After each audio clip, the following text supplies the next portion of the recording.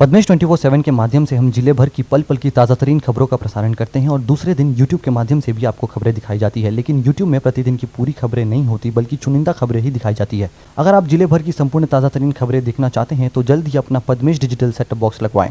Setup box लगवाने के लिए संपर्क करें 07632240222 या फिर 8319969927। नमस्कार, पद्मेश 24/7 में आपका स्वागत है। मैं हूं आपके साथ कृष्णा सेंडे। न्यूज बुलेटिन की शुरुआत करते हैं हेडलाइन से। हेडलाइंस के प्रस्तुत करता है Patel plywood doors and hardware, rate में कम, क्वालिटी में दम।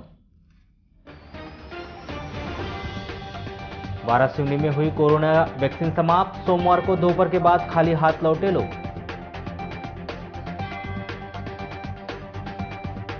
कोरोना के बढ़ते संक्रमण को रोकने नगरपालिका के पास नहीं है कोई तैयारी, सैनिटाइजर के लिए नहीं है बजट। जिले में 3 अलग अलग घटनाओं में 3 लोगों की हुई मौत, बांध में मिला एक युवक का शव। प्राचार्य और शिक्षक पर प्रताड़ना का आरोप, शिक्षिका हुई बेसुध, इलाज के बाद चिकित्सकों ने दी बेड रेस्ट की सलाह।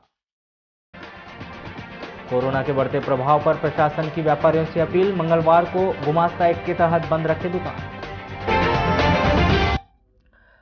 नक्सलियों से लोहा लेते हुए छत्तीसगढ़ राज्य के बीजापुर में शहीद हुए 24 जवानों को सोमवार को सर्व आदिवासी समाज के द्वारा श्रद्धांजलि दी गई।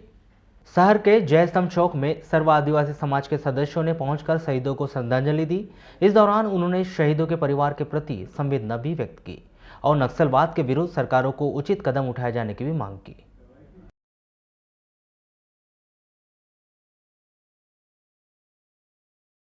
क्या गया आज सुकमा छत्तीसगढ़ के सुकमा बीजापुर के जंगलों में पुलिस वालों को नक्सलियों के द्वारा कितने पुलिस वाले शहीद हो गए, तो उसी क्रम में हम श्रद्धांजलि देने के लिए तमाम आदिवासी समाज के तमाम संगठनों ने एक साथ के GSC, आदिवासी विकास परिषद, गोंडवाना महिला संगठन सभी इकट्ठे होकर आज हम शहीदों को श्रद्धांजलि देने नमन करने के लिए उनकी याद में।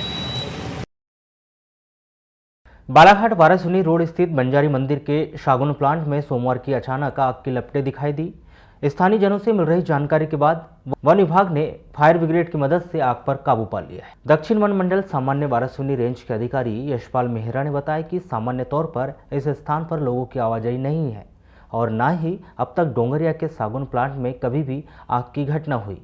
जानकारी मिलने पर फायर ब्रिगेड की मदद से आग पर काबू पाया गया है। आग में छोटे पेड़ों को बहुत अधिक नुकसान हुआ है।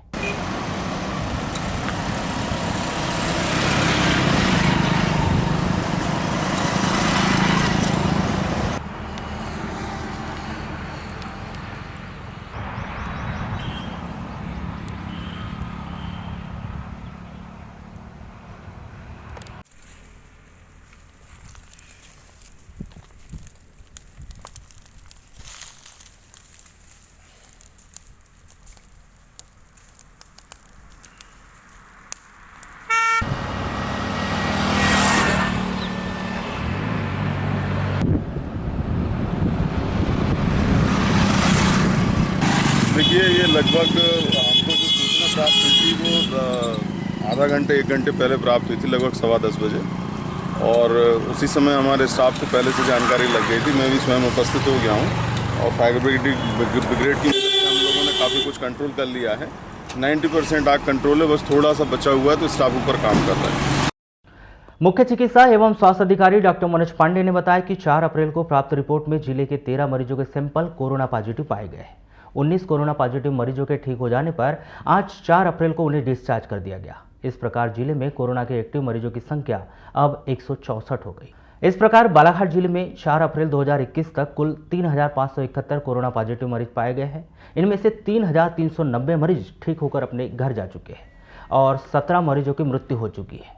कोरोना पॉजिटिव 164 मरीजों में से 111 मरीजों को होम आइसोलेशन में रखा गया है। 15 मरीजों को अस्पताल के आइसोलेशन बेड पर रखा गया है।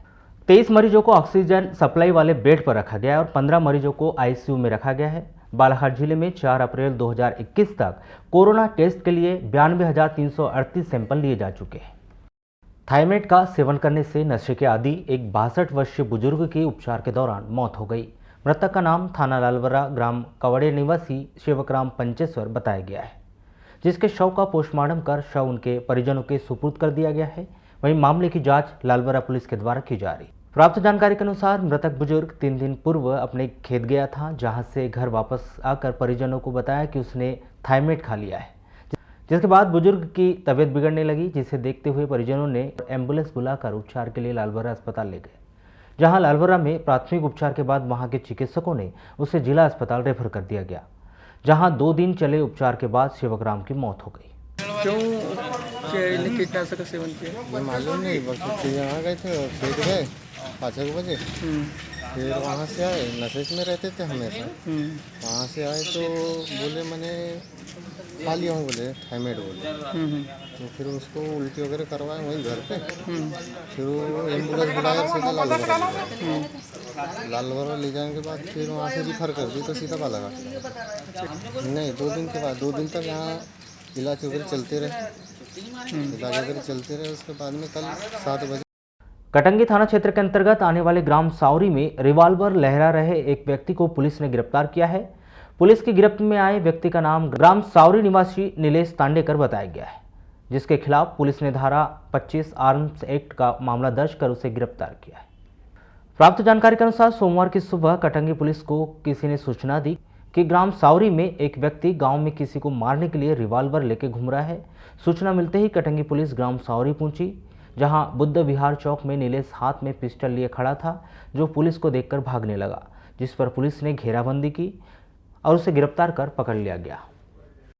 बालाघाट से लालबरा मार्ग पर गर्रा व कनकी के बीच मोड़ में कार अनियंत्रित होने से सड़क से नीचे गड्ढे में पलट गई, जिससे कार में सवार पिता पुत्र को चोटें आने पर उपचार के लिए एम्बुलेंस से उन्हें जिला अस्पताल लाकर भर्ती किया गया। इस मामले के संबंध में बताया गया कि लालबरा निवासी किराना दुकान व्यापारी निर्दोष जैन उम्र करीब 38 वर्ष अपने पुत्र आरव जैन के साथ सोमवार की दोपहर करीब 2 बजे अपनी कार से बालाघाट से लालबरा जा रहे। इस दौरान गर्रा व कनकी के बीच मोड़ में वाहन अनियंत्रित होने से सड़क के नीचे उतर कर पलट गई, जिससे निर्दोष को अंदरूनी चोट व उनके पुत्र को सर में मामूली चोटें आई। उत्तर सामान्य वन परिक्षेत्र लामता के अंतर्गत आने वाले कक्ष क्रमांक 1267 साली बीट जंगल में 2 जंगली भालू ने आदिवासी बैगा दंपति पर हमला कर घायल कर दिया। घायल दंपति बड़गांव निवासी जीवनलाल एवं पत्नी सोमवती है। दंपति को 2 भालुओं द्वारा हमला कर घायल करने की सूचना मिलने पर परिक्षेत्र अधिकारी नरेश कुमार काकोड़िया द्वारा घायलों को स्वास्थ्य केंद्र परसवाड़ा में भर्ती कराया गया। जानकारी के अनुसार दोनों दंपति जीवनलाल और सोमवती अन्य ग्रामीणों के साथ महुआ चुनने के लिए जंगल में आए हुए थे। सभी लोग सुबह के समय महुआ चुनने के लिए गए थे। इस दौरान अचानक उन पर 2 भालुओं ने हमला कर दिया और उन्हें घायल कर दिया। हालांकि अन्य साथी सहयोगी ने बीच बचाव किया और भालू को वहां से भगाया। प्यार में धोखा मिलना एक सरफिरे आशिक को इतना नागवार गुजरा कि उस आशिक ने तो लड़की के घर पर ही आग लगा दी। मामला रूपझर थाना क्षेत्र अंतर्गत आने वाली पुलिस चौकी डूरा के ग्राम केसा का है, जहां पुलिस ने केसा निवासी एक युवक को आईपीसी धारा 436 के तहत गिरफ्तार कर जेल भेज दिया गया। घर को आग लगाने वाले इस मामले में पुलिस की गिरफ्त में आए आरोपी का नाम केसा निवासी 23 वर्षीय जितेंद्र उर्फ जीतू पिता धर्म सिंह वरकड़े बताया गया है। प्राप्त जानकारी के अनुसार जीतू किसी लड़की से मोहब्बत करता था, जिसके साथ उसने घर बसाने का सपना सजाया था। इस बीच लड़की का रिश्ता कहीं दूसरी जगह पक्का हो गया, जिससे जीतू काफ़ी नाराज हो गया था। 29 मार्च को लड़की और उसके परिवार के सभी लोग अपने रिश्तेदार में कहीं गए हुए थे। इस बीच जीतू ने युवती के घर पहुंचा और लड़की के सुने मकान में आग लगा दी। आग की लपेट इतनी तेज थी कि कुछ देर में ही घर का सारा सामान जलकर खाक हो गया, इससे करीब 95,000 रुपये का नुकसान हो गया। जिले के भीतर सभी 10 फीवर क्लिनिक में कोरोना वायरस संक्रमण की जांच सैंपल गुरुवार को समाप्त हो गए थे, जिसके बाद से कोरोना सैंपल की जांच बंद कर दी गई। सोमवार को सभी फीवर क्लिनिक में किट आने पर पुनः कोविड की जांच शुरू की गई। शासकीय सिविल अस्पताल वारासिवनी में 93 सैंपल लिए गए। वहीं दूसरी ओर बालाघाट जिला अस्पताल फीवर क्लिनिक में 1 सैकड़ा से अधिक संदिग्ध मरीजों के जांच सैंपल लिए गए। जिला अस्पताल fever clinic doctor Ashutosh Bangre ने बताया कि पूरे जिले में प्रत्येक दिन 3 सैकड़ा सैंपल लिए जाने का लक्ष्य है। लेकिन बीते दिनों से जांच सैंपल नहीं होने की वजह से बालाघाट में सोमवार को लक्ष्य से अधिक जांच सैंपल लिए गए हैं। शासकीय सिविल अस्पताल वारासिवनी के अंतर्गत क्षेत्रों में 9 वैक्सीनेशन केंद्रों द्वारा टीकाकरण करने का कार्य किया जा रहा है, जिसमें सोमवार को दोपहर करीब 1 बजे वैक्सीन खत्म हो गई, जिसके कारण टीका लगाने के लिए पहुंचे 60 वर्ष से अधिक आयु के बुजुर्ग 45 वर्ष से अधिक आयु के लोगों को बिना टीका लगाए वापस जाना पड़ा।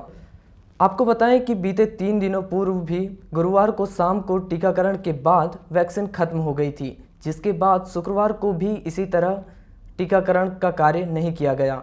इस दौरान भी लोग टीका लगवाने के लिए भटकते नजर आए, जिसमें उन्हें परेशानी हुई और उसमें से भी कुछ लोग सोमवार को भी टीका लगाने पहुंचे थे, जिसमें दिक्कतों का सामना करना पड़ा। वैक्सीन लगाने सेकंड डोज। तो क्या बोलते? ये बोलते वैक्सीन ख़त्म हो गई है। बता रहे विधायक के सामने बोला गया है। तो कब तक आ पाएगी, ऐसा कुछ बताएं? ऐसे बताया बुधवार के दिन लगेगा, वो आज तो नहीं लगेगा। जैसे आपको यहाँ आने में तकलीफ हुई होगी? तकलीफ तो बहुत होती है, साइकिल से आया हूँ, मेरी 68 साल की उम्र है। क्या मांग करते हैं? मांग ये करते कि समय पे वैक्सीन के लिए अगर कोई आया है तो उसको लगाना चाहिए। सर मैं आया था वैक्सीन लगवाने के लिए और पिछले दिनों भी आया था एक दिन, तो भी वापस जाना पड़ा मुझे। अब क्या है, आज फिर उन्होंने बोले कि आज वैक्सीन नहीं लग रही है तो बुधवार के दिन आना, तो काम धंधा छोड़ के ही फिर हमें बुधवार को फिर आना पड़ेगा, लेकिन दिक्कत होती है हमें बहुत ज़्यादा। वैक्सीन लगाने के लिए एक बार की वैक्सीन लग गई है और ये दोबारा के लिए आया था मैं। क्या बोलते थे?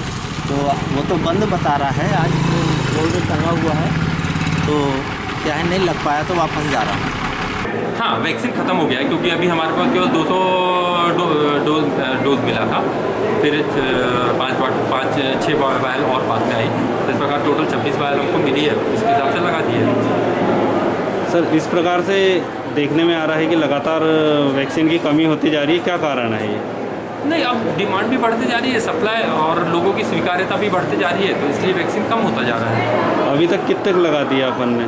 अभी तक कल तक हमने 12,080 लगा चुके थे और अब आज जितने लगेंगे वो उसमें जुड़ जाएंगे। सर कल तक 12,080 थे। पर डे की क्षमता क्या है और उपलब्ध कितनी हो पा रही है? पर डे की तो हमारी क्षमता 2,000 वैक्सीन की है, पर अभी जब तक 2,000 मिला चला ठीक है, अब थोड़ा सा नहीं मिल रहा है तो।